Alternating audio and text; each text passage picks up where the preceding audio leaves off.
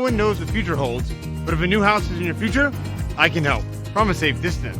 I'm Nick Acosta, your downtown expert, and I'm hosting safe and sanitary open houses. Nothing is different except for temperature checks at the door and masks are required. But it still smells like there are fresh baked cookies in the oven. So come on by one of my safe and sanitary open houses, and I'll say welcome home from 6 feet away.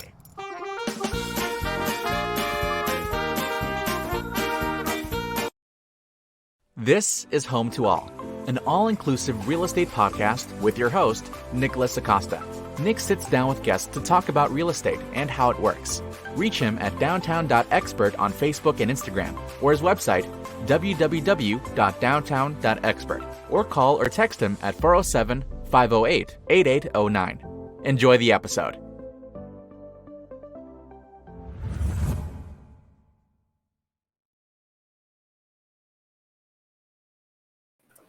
Good afternoon, everybody. This is Nicholas Acosta, Friday, June 4th, 2021, coming to you live from St. Petersburg, Florida. This is Home2All, all-inclusive real estate podcast. Of course, I've got Mike Synthetic from Blanchard Insurance on with me, and then we also have Josh Rivera from Burns & Wilcox joining us to talk about cyber liability today. Welcome both to the show. Yeah. Thanks, Nick, for having us. No worries. So, let's go on this first Friday, I guess, of the month of June. Let's go ahead and start talking about cyber liability and what to look out for out there in this new world that we live in. And I'll introduce Josh. Josh is actually one of our partners over at Burns & Wilcox, who is one of our underwriters who helps us out with a lot of our cyber liability risks through different companies like Coalition, to name one, who your insurance is with, Nick. So it's great to have him on here. He's kind of an expert more so than I am in this field. It's great to have him on here. So I'm going to let Josh introduce himself a little more. Sure. Thanks. So I currently work with Burns & Wilcox. I've been doing professional liability for about a little bit over 9 years now. What professional liability is pretty much if you're offering some type of service, then it's the exposure for that you're offering. So, for example, real estate services, the errors and omissions for that. So under the professional liability umbrella falls the cyber. So cyber right now it's just huge. It's one of the most robust policies right now in the market. The coverages are constantly ever changing. Enhancements are being added. Most companies right now are offering some type of cyber coverage. So some of them are offering a standalone cyber policy, or they're adding some kind of cyber enhancement to another portion of the policy. So if you have a standard GL policy, is general liability policy, they'll add some kind of cyber component just so that you can see that you do have that. It's something that, like I said, it's in the forefront. So we're seeing, the attacks on the pipeline. We're seeing the attacks on that meat market recently. So the carriers are capitalizing in that and making sure that all the insureds have coverage and are kind of understanding, that the carriers are trying to provide coverage for that. What type of limits are you seeing on the standard general liability policy where they added as an enhancement, as you said, or to the typical business owner's policy? Let's say for like a title company or like a real estate office. So with those enhancements, what they do is they'll add a sublimit. The sublimit can be anywhere from $25,000 and up. It's something that you really want to have your agent, really go through the wording for it. A lot of those that are just enhancements are what they call reimbursements. So if you do have some type of cyber loss, the $25,000 isn't upfront. It's something where you have to pay out $25,000 and then later on get reimbursed. So that's why I typically go ahead and tell my insureds it's way better off to just get a standalone policy of at least $1 million in limits and up. And that way you have that coverage. You don't have that reimbursement. It's, $1 defense. So you have that coverage from the get. You don't have to go ahead and dish out the money beforehand. A lot of the sublimits for these enhancements as well go from 25,000, 100,000, 150,000. But if you're having to pay that up front, You need to have that cash available, and if not, then it turns into an issue. Yeah, and to add on to what Josh just said too, a lot of the coverage enhancements aren't going to be included in the sublimits. So they're not going to go out and have an active response to a cyber incident. So they're not going to have, like, for example, like Coalition has a whole program that's designed to recover data. They go up against ransomware attacks and whatnot. And it's what they're doing is like a lot of due diligence on the front end and the back end, unfortunately, if you do have a claim. So with this, and as Josh was saying, when you just have it as an endorsement added on to your regular business owner's insurance, it's commonly just going to be like a reimbursement. There's not going to be a lot of bells and whistles, not a lot of support that is built behind that. Right. So go ahead.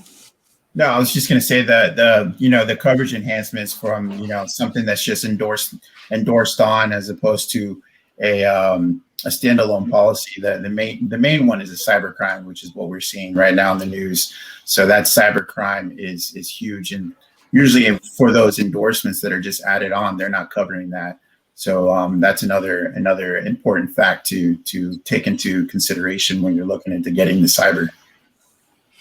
Let me ask you a question about cyber, because this is a question I've always had. Is I know most of the risk in regarding to people actually working in your organization, and as everybody knows, the larger a small business or a medium-sized business becomes and it turns into a larger business, the more unfortunately the risk you're going to have is protecting yourself against sometimes your own staff.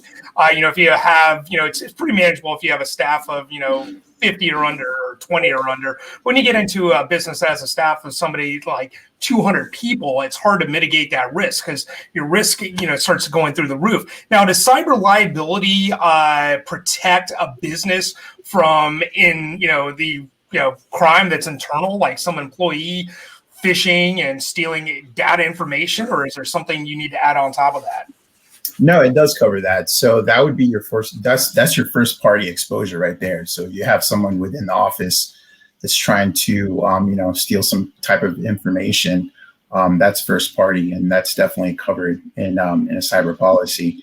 So, once your office starts getting larger and larger, that's when you start really focusing on having a carrier that offers classes that you can kind of request to have, to make sure that the staff are taking, make sure that the staff know, what the exposures are with emails, with random links to start clicking on, make sure that the controls that you have within the company are being followed in case someone asks for a deposit.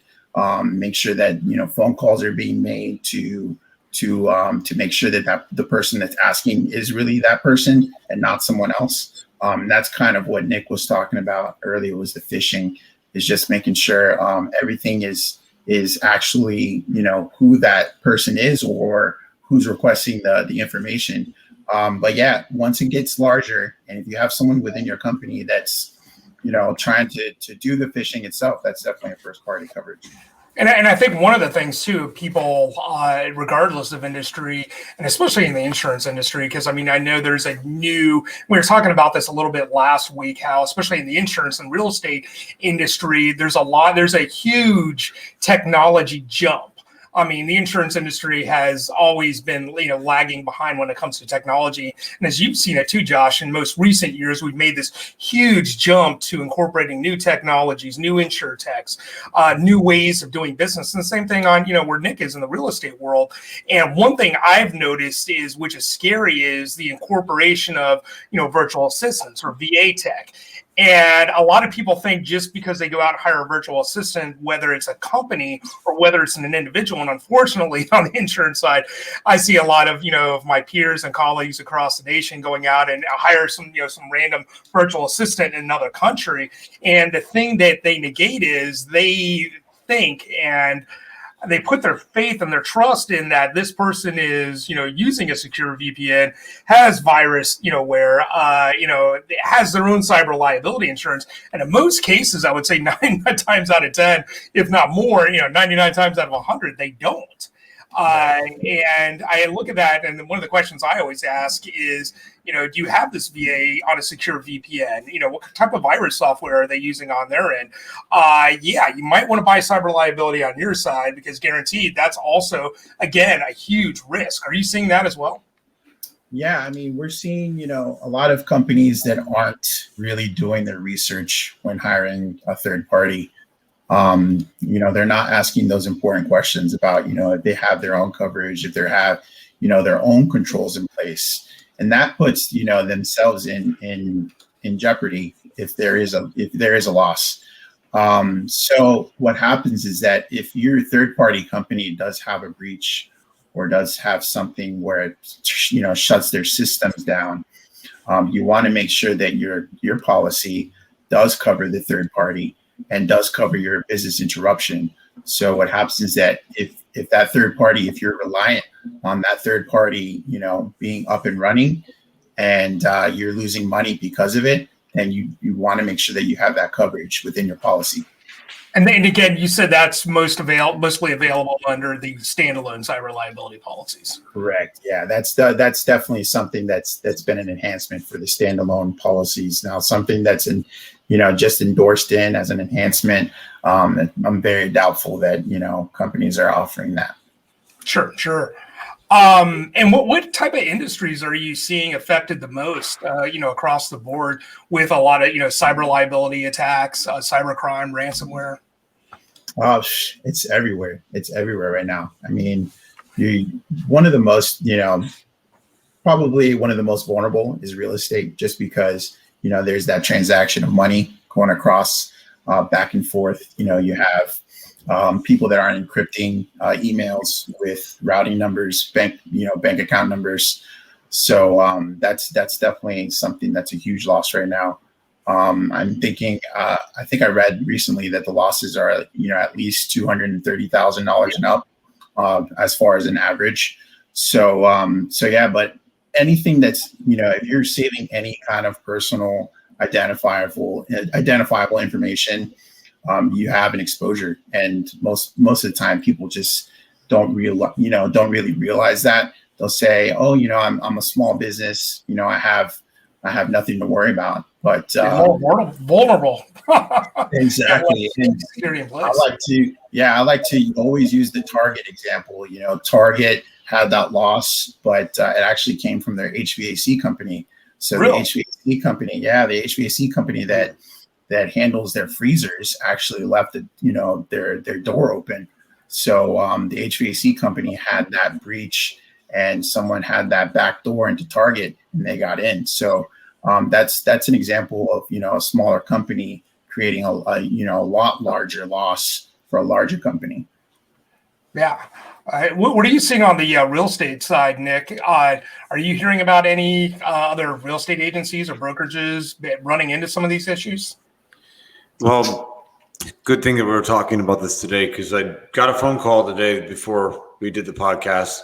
Actually, a client of mine, and this happens a lot with brokerages, and this has happened to me before too, where either other real estate agent or other people out there on Facebook or Instagram that will try to pose as a real estate agent and steal your listing data so they can collect information on you, like, your name, because how we have those sites like KB Core, for example, inside real estate for a CRM, contact resource management.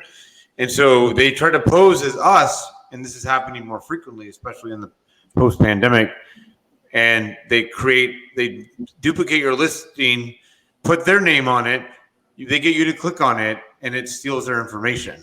So we're having a lot of people that are trying to mimic us so they can get that contact information, so they can try to get in and break in to their system or into their record or their personal information. That is. It's crazy. That's crazy. And I know we were talking about this pre-show. We were talking about this recently, and I'm not sure if everybody out there is really cognizant or knows about this, but a lot of states, especially in the insurance industry, and I think it's the same for the real estate industry, states like New York, I know, for example, South Carolina, probably California, definitely, and most recently I saw today, Louisiana are requiring, if you do business in those states and you hold some type of license, licensure in those states, you're actually required by a certain deadline to submit a cybersecurity plan. And the second caveat to that is if you do have a claim or have an instance or a breach where residents in those states, personal information is stolen. I forget I think the threshold depends on which state you're in, but I believe New York was like if you have, I think it was like 1,200 or maybe 1,000 clients where their information has been compromised, you're required now by New York state law to actually contact the insurance Office of Insurance Regulation, I would assume, and it's whoever manages real estate law up there, or does that, probably their version of the DVR. You're required to actually report that to the state, and that's just a new law that's requiring. And as we were discussing, I probably see that coming to a lot more states. I think a lot of states are looking at it to see if it works or if it helps. And again, I mean, privacy has, just become a huge issue. What are your guys' thoughts on that? You see a lot more oversight coming down? Yeah, Josh. Yeah, go ahead. You're good.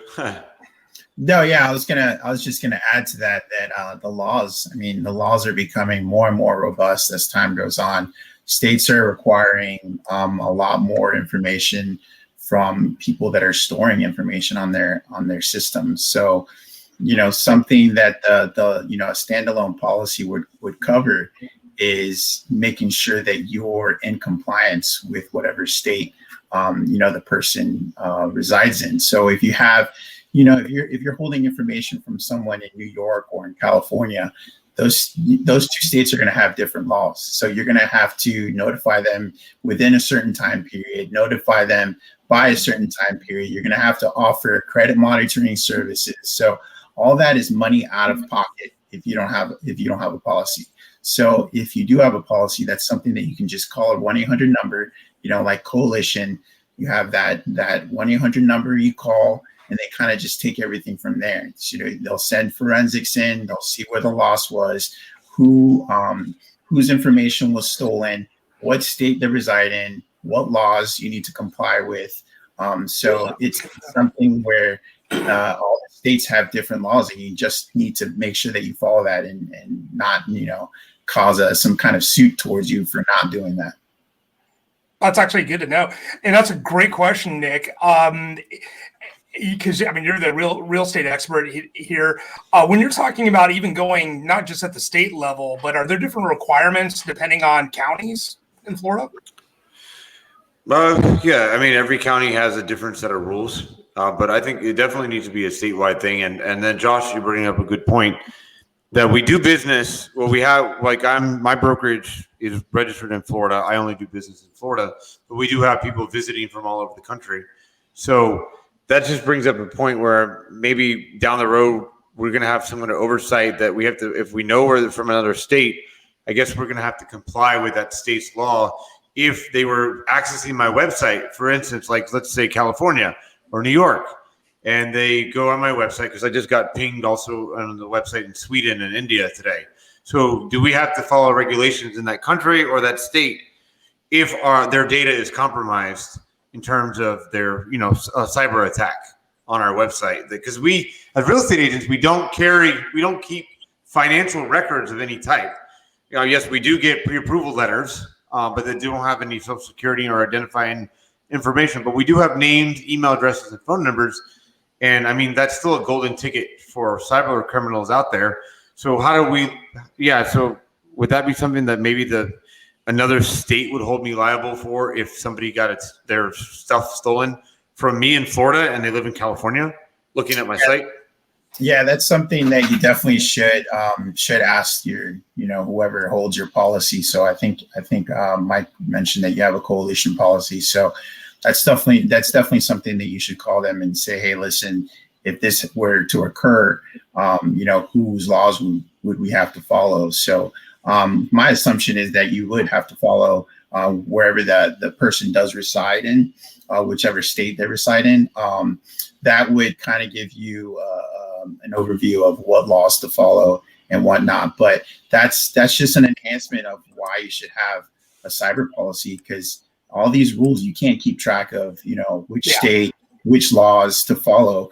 it's something that, that's the added factor of having a standalone policy is you can pick up the phone, call someone and have that help right on the other side. So yeah, it's definitely something that people don't really think about today, as far as laws, notifying costs. Is it something that comes out of your pocket?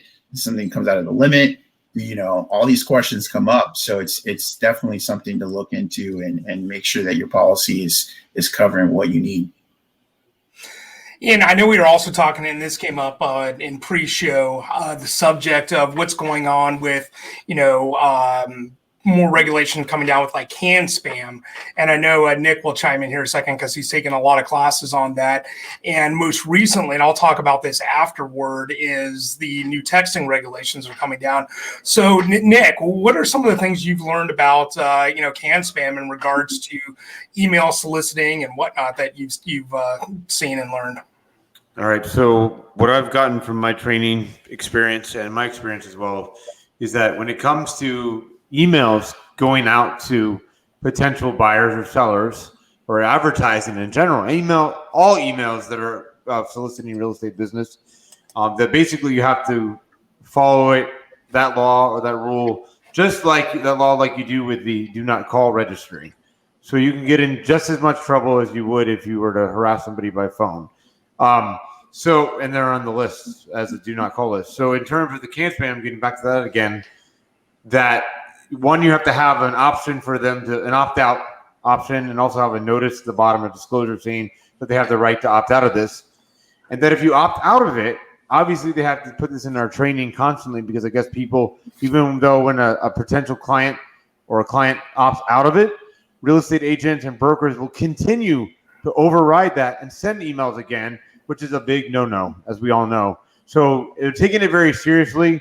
I know you're going to get into the text messaging thing, but I think you're going to probably tell me something similar to that, or similar for us to hear on that. Because if you're out there and they unsubscribe to your email chain, please do not override that instead of sending them emails again, because you'll get in serious trouble if you do it, just like the do not call registry. Yep.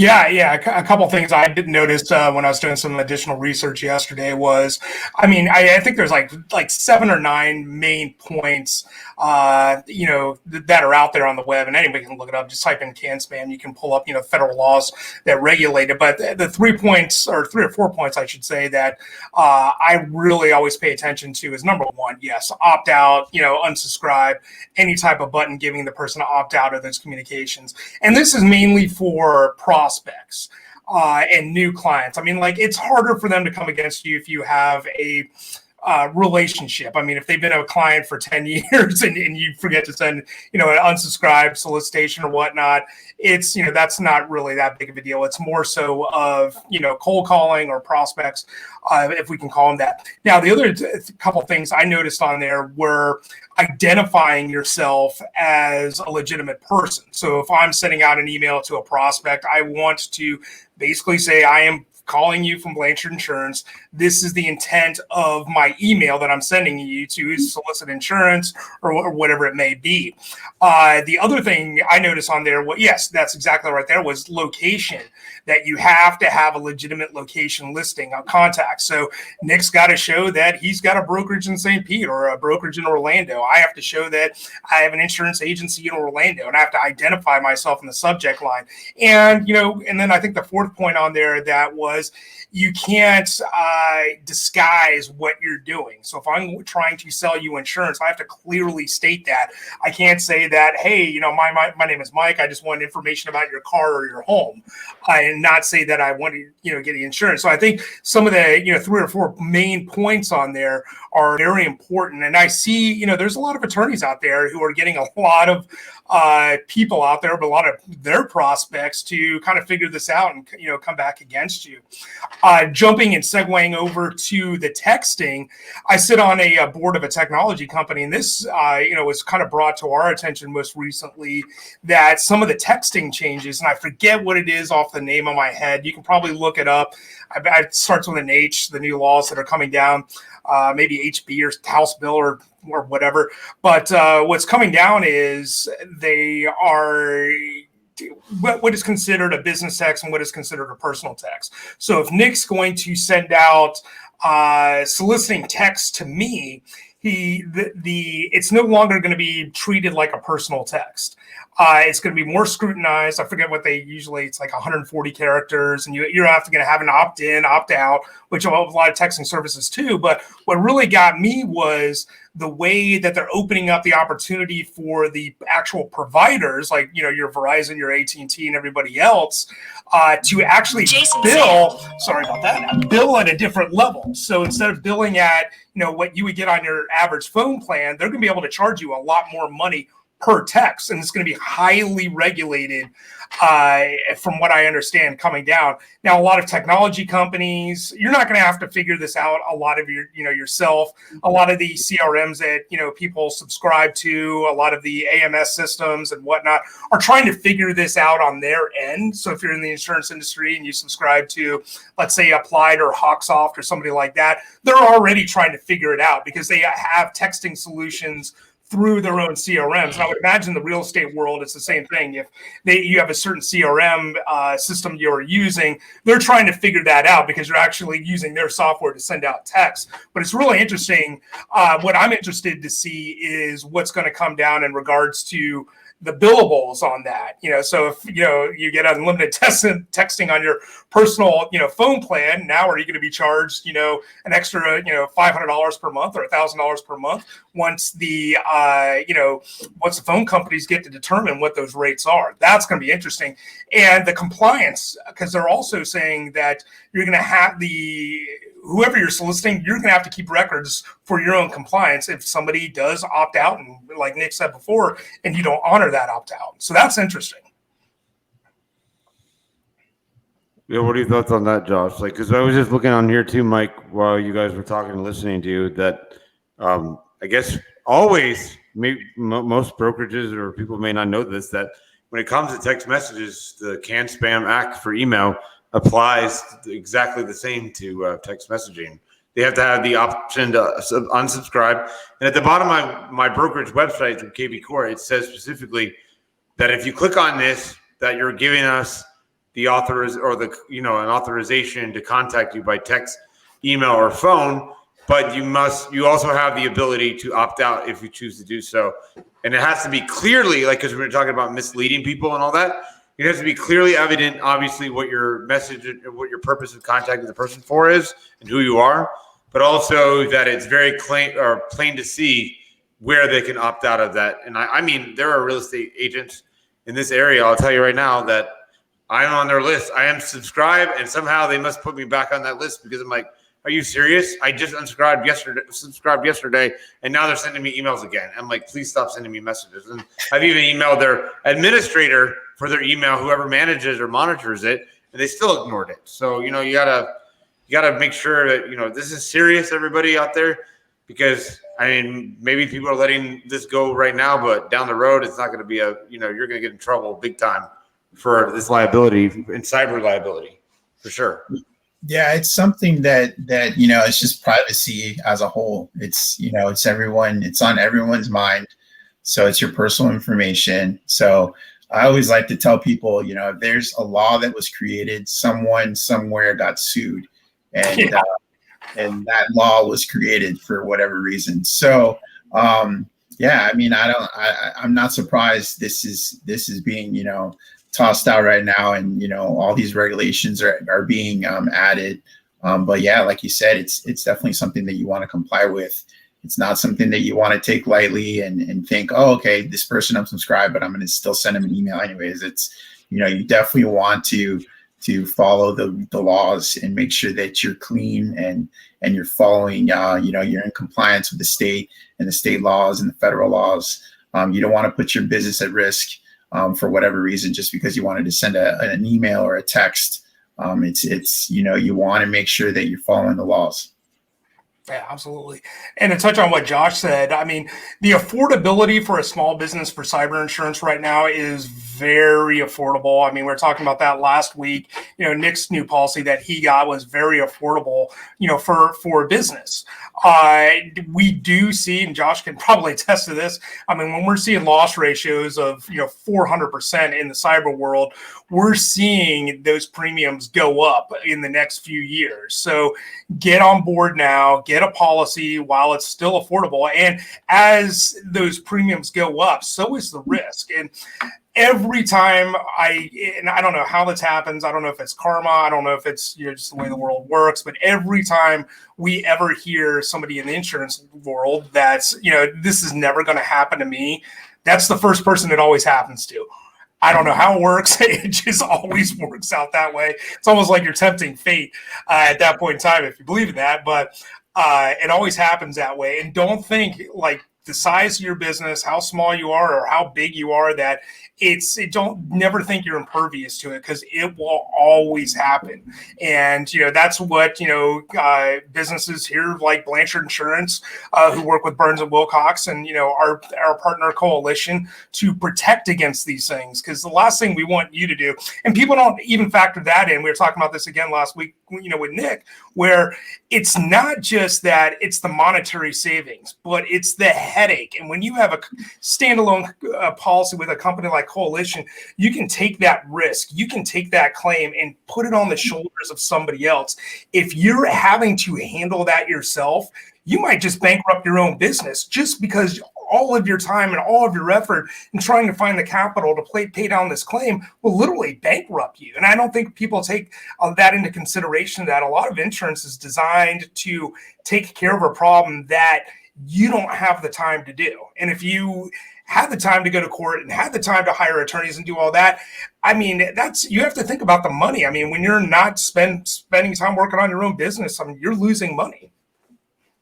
Right. And I love to tell that to people. If you have a claim, if you have a loss, if you have a breach, and you need to notify people and do all that stuff, where's that money coming from? If you're not getting the coverage, do you have a bank account, large enough somewhere to cover that stuff? Because if you're not getting the coverage, if you're not getting the policy, you're self-insuring, and that's going to get very expensive. And a lot of companies just don't realize how expensive it can get, and how many laws there are, like we've been mentioning, to follow and to comply with. So it's definitely something to have.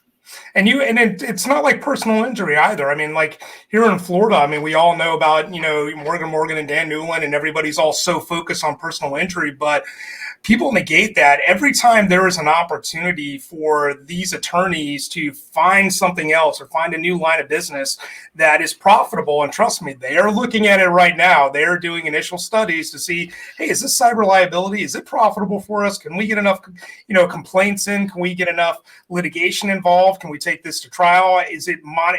Is there money in this? Because like we said, I mean, they're not always good at practicing the law, but they're some of the best business people I've ever seen in my life. And once they find it out that it is a viable business for them to get into, kind of like a line of work, guess what? The billboards are going to go up telling people out there, hey, have you been a victim of identity theft? Have you been a victim of this? Did somebody, steal your information? Call us at 1-800-LAWYER. I mean, that's coming down the pipe. I mean, you will see that.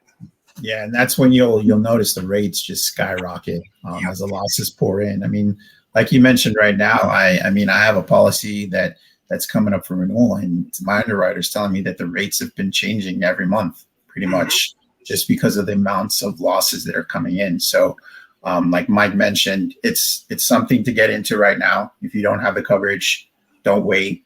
Get into that. Get your policy, and make sure that you have that right now. Yes, absolutely.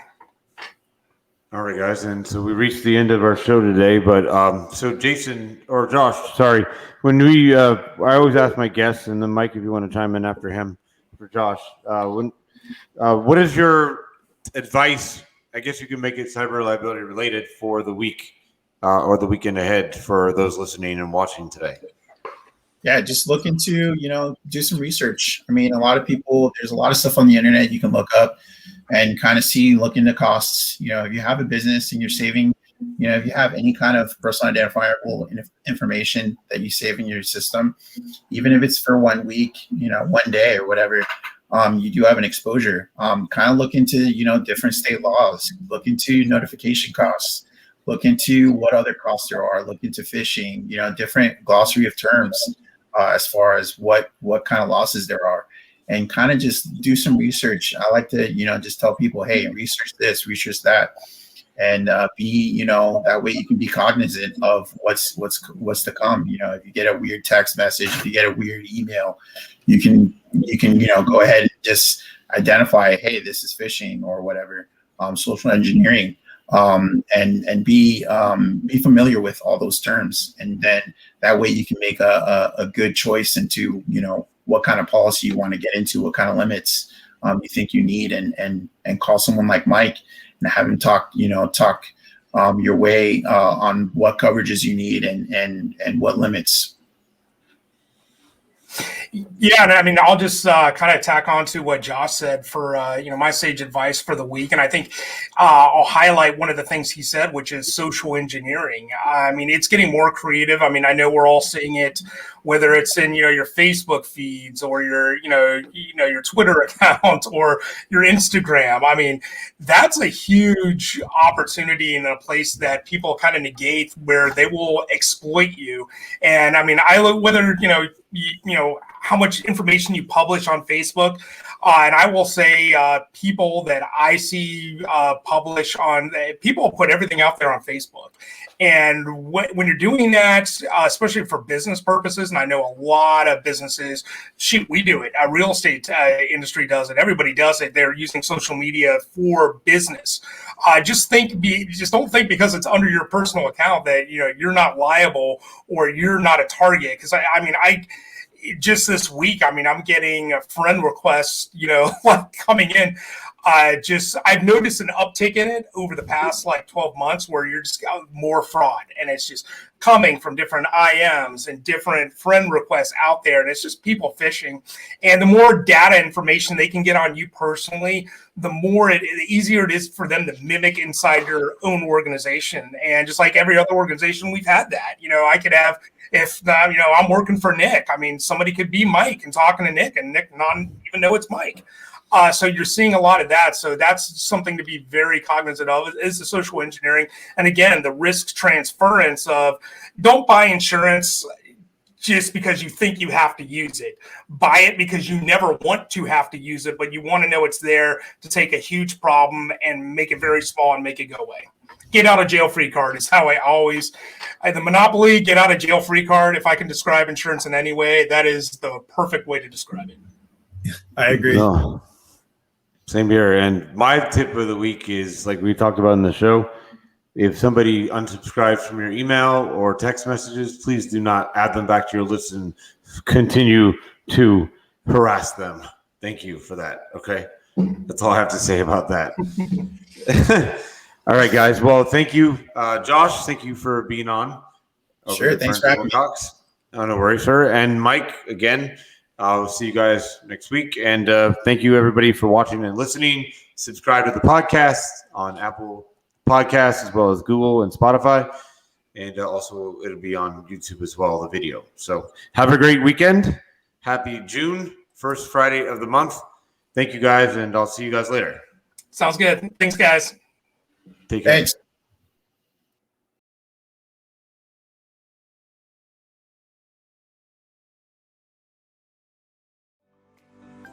This has been Home to All, an all-inclusive real estate podcast. Find Nick on Facebook and Instagram at downtown.expert, and also his website, www.downtown.expert, or call or text him at 407-508-8809. Thanks for listening.